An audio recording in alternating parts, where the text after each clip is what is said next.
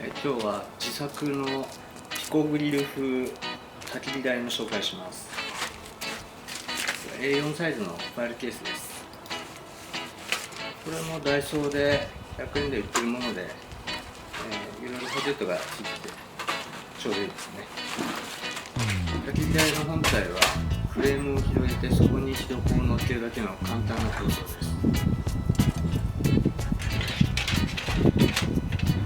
こんな感じであっという間に出来上がります。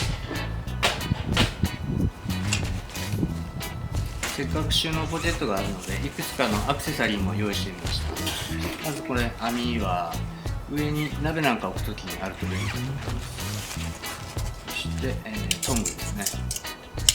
トングはこれも100均のトングなんですけど、口の部分をちょっと薄く折り曲げて薄くしております。それと、ファイヤーブラスターですね。火吹き棒、これは100均の自撮り棒ですね。スマホの自撮り棒で作ってます。焚き火台の制作工程もアップしてますんで、よかったら見てください。このセットだとバイクのツーリングなんかにはすごいコンパクトでいいんですけど、そもそもじゃあバイクのツーリングで焚き火を積んでいけないっていうそういうジレンマもあるんですけど、まあ作ること自体が楽しかったりするので、それはそれで良かったと思います。は